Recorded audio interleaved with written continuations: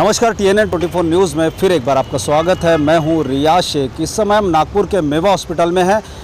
तरह तरह की खबरें हमें सुनने को मिल रही है कि देखा होगा आपने कि कई डॉक्टरों की भी कंप्लेंट्स आ चुकी है। कई डॉक्टर लोग जो है वो इस कोरोना का बहुत ज़्यादा फ़ायदा भी उठा रहे हैं।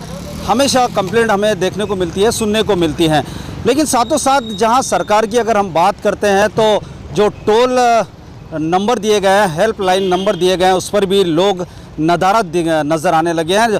अगर मदद मांगे कोई पेशेंट तो किससे मांगे या पेशेंट के परिजन कैसे मांगे और किससे मांगे। हमारे साथ सावनेर के विश्व सिंह जी हैं जो अपनी कुछ बातों को यहाँ रखना चाहते हैं TNN 24 न्यूज़ चैनल के स्क्रीन पर।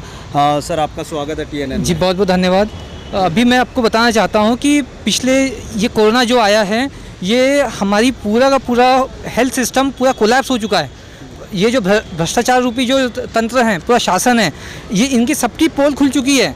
और हम लोग अभी सिर्फ शमशान घाट के रास्ता का इंतज़ार कर रहे हैं कि हमें बस शमशान घाट तक जाना है। हमें राम राज्य हमें नहीं मिल रहा, हमें शमशान राज शव राज मिला हुआ है, स्वराज नहीं मिला है।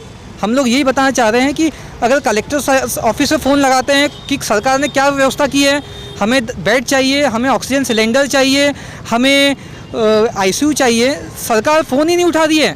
हमें पता चल रहा है कि वो टोल फ्री नंबर काम नहीं कर रहे हैं। जो डेटा आ रहा है, हर दिन का जो डेटा है, जिसमें बताया जा रहा है कि आज 75 मरे हैं, कहीं पे पता चल रहा है कि 60 मरे हैं, कोरोना पॉजिटिव पेशेंट 80 मरे हैं। हकीकत में ये डेटा इससे ज़्यादा है। और गांव-गांव में कोरोना के पेशेंट घर घर में हो चुके हैं। सरकार अभी भी जाग नहीं रही है और हम लोग सब परेशान हैं। और यहाँ पे आने के बाद, सरकारी दवाखाने में आने के बाद पता चलता है कि यहाँ पे आपको कोई एडमिशन नहीं मिल रहा है, यहाँ पे कोई रिलीफ नहीं मिल रही है। एम्बुलेंस में आप बस चक्कर लगाते जाइए शहर के चक्कर, आज इस दवाखाने में, कल उस दवाखाने में। मैं आपको बताना चाहता हूँ, हमारे नागपुर में जो सरकारी दवाखाने हैं, इसमें सिर्फ 480 बेड हैं 2 दवाखानों में, और बाकी के 3500 बेड्स प्राइवेट में के पास हैं। अब बताइए, आम जनता, गरीब जनता कहाँ जाएगी? गरीब जनता पहले से ही 800 अगर बेड में अगर जाती है, वो ऑक्यूपाइड है। ऑक्यूपाइड हो जाने के बावजूद भी अगर आप ये देख रहे हैं कि प्राइवेट में इतना लूटपाट चल रहा है कि एक इंजेक्शन 5-5 हज़ार, 8-8 हज़ार गवर्नमेंट ने जो बनाए गए रेट्स हैं उसमें नहीं बिक रहे हैं। अभी तो इंजेक्शन भी नहीं मिल रहा है मार्केट के अंदर, मिल ही नहीं बताइए। बल्कि कोर्ट का ऑर्डर है, कल ही कोर्ट ने ऑर्डर दिया कि 10,000 इंजेक्शन की पूर्ति की जाए। यहाँ पर हमारे यहाँ पे मेयो हॉस्पिटल में जो डॉक्टर्स हैं, जो काम करते हैं, इन्होंने 12 अप्रैल को आंदोलन किया रात में कि हमें यहाँ पे इंजेक्शन चाहिए, हमें सुविधा चाहिए, और हमें सुविधा नहीं मिल रही है। हम लोग आपको ये बताना चाह रहे हैं कि अभी भी लोग नहीं जाग पा रहे हैं। कोरोना से हमारी सरकार हमारी आंखों में धूल झोंक रही है और हम लोग परेशान हैं। एक आदमी को आज अभी नागपुर में अगर उसको बेड नहीं मिलता है, वो अमरावती जाएगा, वो तेलंगाना जाएगा, हैदराबाद जाएगा। अब बताइए, ये सरकार की जिम्मेदारी है कि नहीं है? आपने किस किस को कॉल लगाया था हेल्प के लिए मदद? हमने कलेक्टर साहब को फ़ोन लगाया, हमने कोरोना की हेल्पलाइन को फ़ोन लगाया, हमें कोई जवाब नहीं मिला है। हमें डिप्टी कलेक्टर साहब ने कहा कि मैं खुद कोरोना का पेशेंट हूँ, मैं खुद अपने घर में क्वारंटाइन हूँ।